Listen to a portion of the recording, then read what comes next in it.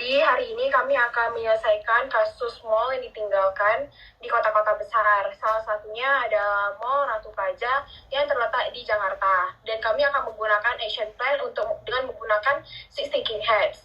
Kami membagi 6 topik ini berdasarkan tiap orangnya. Yang putih ada Shanas, yang merah ada Najwa, yang hitam ada Celia, yang kuning ada Rahma, hijau Delia, dan biru ada Celia. Nah, jadi setiap orang mempunyai durasi 2-5 menit untuk menjelaskan tiap topiknya. Nah, sebelumnya kami akan menjelaskan Mall Ratu Plaza adalah mall yang didirikan pada tahun 1980 dan pernah menjadi ikon perbelanjaan ternama di Jakarta. Lokasinya itu strategis, yaitu di Jalan Sudirman, yang menjadikannya sebagai pusat keramaian dan gaya hidup modern. Namun, seiring perkembangan zaman dan munculnya mall-mall yang lebih modern dan lengkap, Mall Ratu Plaza ini kehilangan pamornya. Oke, jadi kami akan mulai dari Shanas untuk menjelaskan topi putih. Ya, seperti yang tadi Celia bilang, aku akan jelasin topi putih. Jadi, si Mall Ratu Plaza itu didirikan pada tahun 1980. Terus, dia tuh mengalami kemunduran di sekitar tahun 1990-an. Apa aja sih faktor-faktornya? Seperti yang kita tahu nih, kayak banyak banget mall-mall yang bermunculan yang lebih up to date, lebih trendy gitu ya.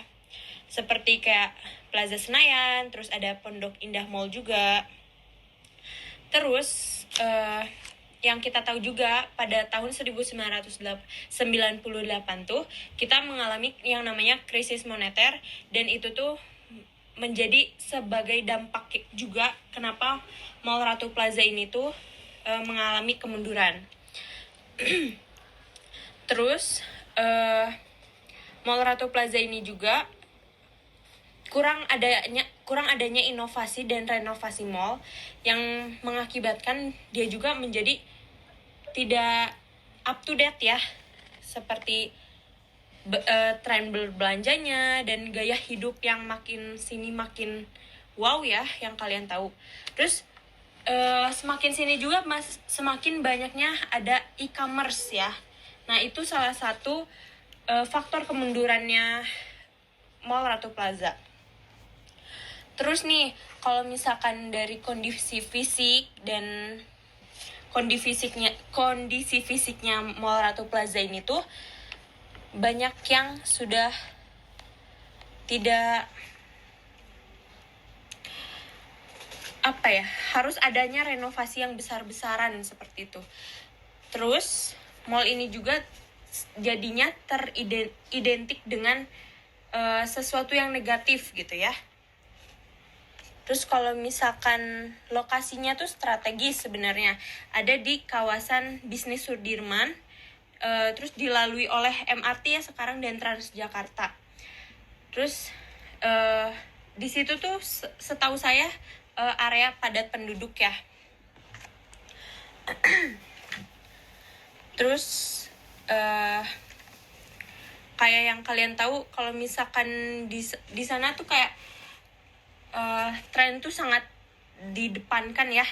Sedangkan Mall Ratu Plaza ini sudah sangat amat ketinggalan zaman. Jadi setahu saya begitu, dan penjelasan dari saya segitu. Terima kasih. Oke, sekarang kita lanjut untuk topi merah dan Najwa.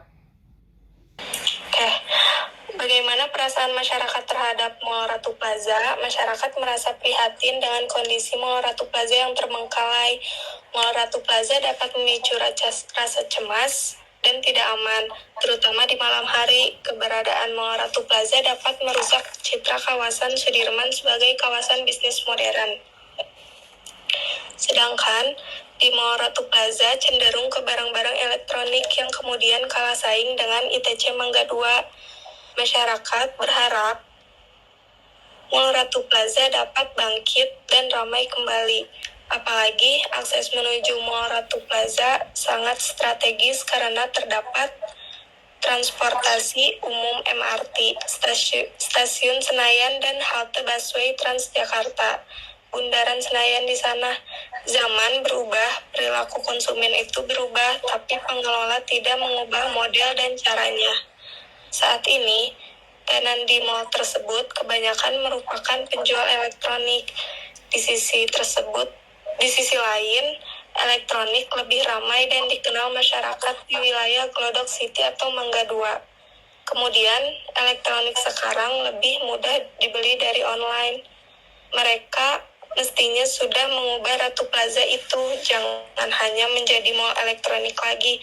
Jika mall tidak menghadirkan retail makanan dan minuman yang memadai, mall tersebut akan kesulitan untuk menarik pengunjung. Terlebih, mall tersebut akan kalah saing dengan mall-mall yang memiliki tenan eksentrik. Terima kasih. Selanjutnya adalah topi hitam dalam Six Thinking Hats dan digunakan untuk mengidentifikasikan potensi masalah dan resiko terkait dengan solusi untuk kasus Mall Ratu Plaza yang terbengkalai ini. Jadi ada beberapa aspek yang diperhatikan. Yang pertama adalah keamanan. Mall Ratu Plaza yang terbengkalai ini dapat menjadi aktivitas ilegal seperti penyalahgunaan narkoba, prostitusi, vandalisme, dan sebagainya. Dan hal ini bisa meningkatkan resiko kriminalitas dan mengganggu keamanan masyarakat sekitar. Yang kedua aspeknya yaitu kesehatan. Bangunan mall yang tidak terawat akan menjadi sarang hama dan hewan liar seperti tikus, nyamuk, serangga, dan ini bisa menimbulkan masalah kesehatan bagi masyarakat sekitar. Yang ketiga adalah masalah lingkungan. Bangunan mall yang terbengkalai dapat menjadi sumber pencemaran air dan udara. Sampah dan limbah yang tidak terkelola dapat mencemari lingkungan sekitar. Selanjutnya adalah aspek sosial. Keberadaan mall terbengkalai ini dapat menurunkan citra kawasan Sudirman dan sekitarnya. Hal ini dapat berdampak negatif pada nilai properti dan aktivitas ekonomi di kawasan tersebut. Aspek selanjutnya adalah ekonomi. Revitalitas Ratu Plaza dapat membutuhkan investasi yang besar dan perlu dipertimbangkan kelayakan dan potensi keuntungan dari revitalitas tersebut.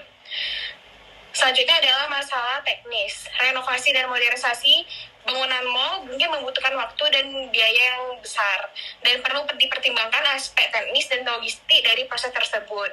Aspek yang terakhir adalah legal. Ada kemungkinan terdapat regulasi dan perizinan yang perlu diurus untuk melakukan revitalitas Mall Ratu Plaza dan perlu dikaji aspek hukum dan regulasi terkait proyek ini. Nah, jadi ada beberapa contoh solusi dan resikonya.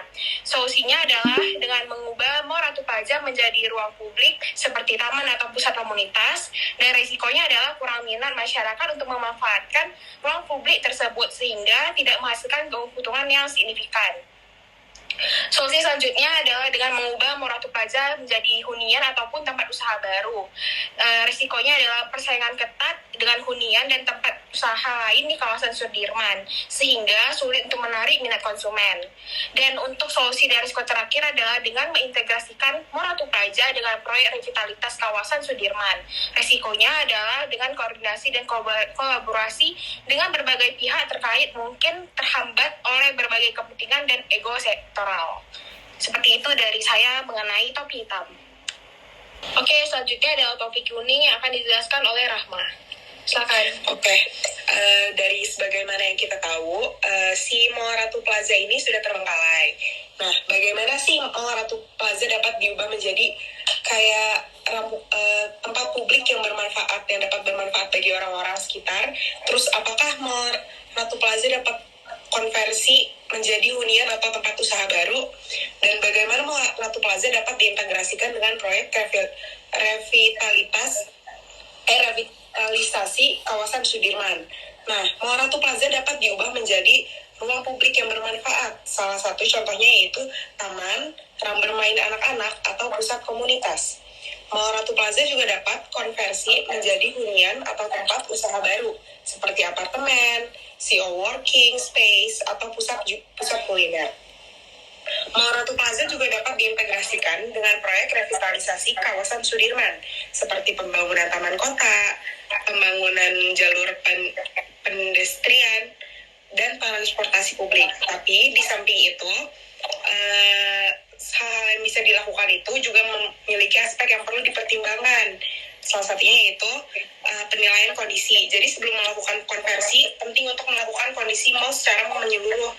Jadi si tempat ini bisa digunakan atau enggak. Yang kedua itu perencanaan dan desain dari semua yang akan dilakukan konversi mall menjadi hunian atau tempat usaha baru memberikan perencanaan yang sangat hati-hati biar tidak mengeluarkan risiko yang sangat besar. Yang ketiga itu ada pengelolaan lingkungan. Konversi mall juga menjadi tempat usaha baru untuk memerlukan pengelolaan lingkungan yang baik. Ini termasuk pengelolaan limbah, air yang hemat, dan penggunaan energi yang efisien. Keempat ada pendanaan dan investasi. Konversi mall menjadi hunian atau tempat usaha baru memerlukan investasi juga yang signifikan. Investor atau pengelola mall juga harus mempertimbangkan biaya konversi, operasional, dan pendanaan untuk memastikan proyek yang tersebut berjalan dengan lancar dan layak. Terus nomor 5 yaitu regulasi dan persetujuan. Konversi mall juga menjadi hunian atau tempat usaha baru yang memerlukan persetujuan otoritas pemerintah lokal. Dan yang terakhir pengembangan komunitas. Konversi mall menjadi tempat usaha baru juga yang menjadi kesempatan untuk mengembangkan komunitas lokal. Hal ini dapat mencakup pembuatan ruang publik, fasilitas olahraga, dan area bermain anak-anak yang dapat meningkatkan kualitas hidup dari warga sekitar. Terima kasih. Selanjutnya, topi hijau yang digunakan dalam Six Thinking Hat. Topi hijau identik dengan alam dan keunikan. Pemakaian topi hijau berperan dalam inovasi-inovasi kreatif yang dapat menawarkan solusi bagi masalah. Dalam konteks Mall Ratu Plaza ini, fungsi utama dari teknik-teknik ini adalah untuk membuat berpikir lurus dan objektif, mencapai hasil yang maksimal dalam mengerjakan sesuatu dengan berpikir dari berbagai sudut pandang. Untuk menjawab pertanyaan tentang topi hijau, khususnya mengenai Mall Ratu Plaza, kita perlu mempertimbangkan beberapa aspek penting. Aspek yang pertama yaitu realistis dan praktisnya ide-ide. Cara menilai realistis dan praktisnya ide-ide yang diajukan untuk Mall Ratu Plaza, kita perlu mempertimbangkan beberapa faktor seperti kebutuhan pasar dan preferensi konsumen, ketersediaan sumber daya dan infrastruktur yang diperlukan, dampak lingkungan dan sosial dari proyek tersebut, kemampuan pengembangan untuk menyelesaikan proyek dalam waktu yang ditentukan. Perlu dipertimbangkan sumber daya yang dibutuhkan untuk mengimplementasikan ide-ide tersebut seperti dana, tenaga kerja, dan material. Aspek yang kedua, sumber daya yang dibutuhkan. Untuk mengimplementasikan ide-ide Mall Ratu Plaza meliputi sumber daya finansial untuk pembangunan dan operasional, tenaga kerja yang terampil dan berpengalaman dalam bidang retail dan manajemen properti, infrastruktur yang memadai termasuk akses transportasi dan fasilitas umum. Yang terakhir, pengelola sumber daya alam dan lingkungan yang berkelanjutan. Aspek yang ketiga, pemangku kepentingan yang perlu dilibatkan. Dalam proses pengembangan dan operasional Mall Ratu Plaza, beberapa pemangku kepentingan yang perlu dilibatkan antara lain, yang pertama pengembangan properti dan investor. Yang kedua, pemerintah daerah dan pemerintah pusat untuk perizinan dan pengawasan. Yang ketiga, pemilik dan pengelola toko di dalam mall.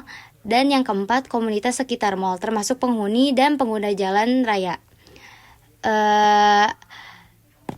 Dan yang terakhir itu organisasi lingkungan dan kelestarian alam untuk memastikan pengelola sumber daya alam yang berkelanjutan. Secara lebih spesifik, diperlukan informasi lebih lanjut tentang ide-ide yang diajukan untuk Mall Ratu Plaza, termasuk rencana pengembangan, tujuan, dan target pasar. Jawaban ini memberikan gambaran umum saja, akan tetapi belum memberikan jawaban yang rinci. Sekian penjelasan dari saya. Dan terakhir adalah topi biru. Topi biru dalam Thinking Hats itu digunakan untuk menyusun rencana dan aksi yang konkret dan terukur untuk menyelesaikan kasus Mall Ratu Plaza ini. Nah, langkah-langkahnya itu adalah yang pertama, dengan membuat visi dan misi. Visinya adalah dengan menjadikan Ratu Mall Plaza itu sebagai ikon baru kawasan Sudirman yang modern, dinamis, dan bermanfaat bagi masyarakat. Sedangkan misinya adalah untuk merevitalisasi Mall Ratu Plaza menjadi pusat perbelanjaan, hiburan, dan gaya hidup yang menarik bagi masyarakat. Yang kedua adalah meningkatkan nilai properti dan revitalisasi kawasan di sekitar Mall Ratu Plaza, kemudian menciptakan ruang publik yang bermanfaat bagi masyarakat, dan terakhir adalah untuk meningkatkan keamanan dan kenyamanan masyarakat di sekitar Mall Ratu Plaza. Yang kedua adalah dengan menentukan tujuan dan target. Tujuannya adalah meningkatkan tingkat okupansi Mall Ratu Plaza menjadi 80% dalam waktu 3 tahun, dan targetnya adalah meningkatkan jumlah pengunjung mall menjadi 10.000 orang per hari dalam waktu 1 tahun.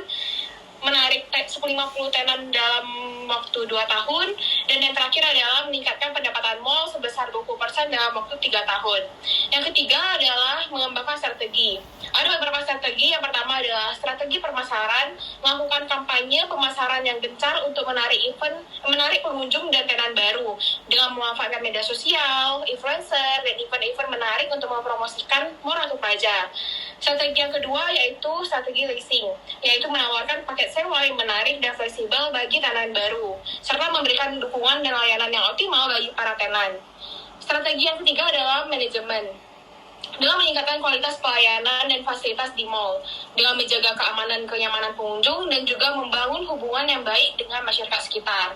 Strategi yang terakhir adalah revitalisasi, dengan melakukan renovasi dan modernisasi bangunan mall, menambahkan fitur-fitur baru yang menarik seperti taman bermain anak, ruang publik, dan juga area hiburan.